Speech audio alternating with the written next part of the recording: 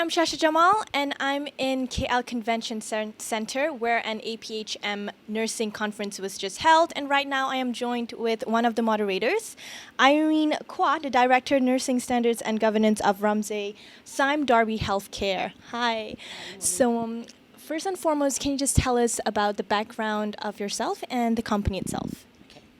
I'm Irene Quah. Currently, I'm the Director of the Nursing Standards and Governance at Ramsay Healthcare. I started my nursing many years ago in UK. On the line, I am basically specialized in operating theatre, and I have branched into administration since 2000. On the line. Now, currently, I am with Ramsay Sime Darby. Ramsay Sime Darby is a joint venture between Australia Ramsay and our Malaysian company Sime Darby.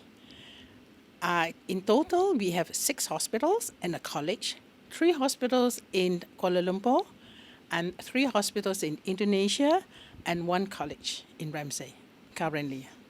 Amazing. So the APHM nursing conference was just held a while ago. Can you tell us what's the best part about it, and what is this conference actually about? How we came about with that, when the APHM, which is for the private hospitals, we realized that nurses in the private sector do not have an avenue to share and to network much on it like to do. So then under the APHM, we then have the chapter being formed about 6 years ago on it like, and currently I'm the chairman for the nursing chapter group under APHM.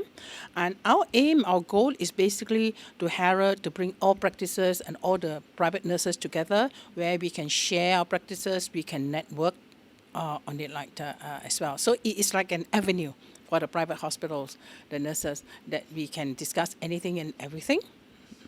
So that's very insightful.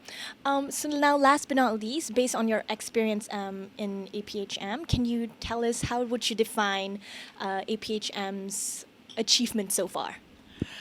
I think APHM as an association has achieved a lot because they have been in existence, I would say, for almost 30 years.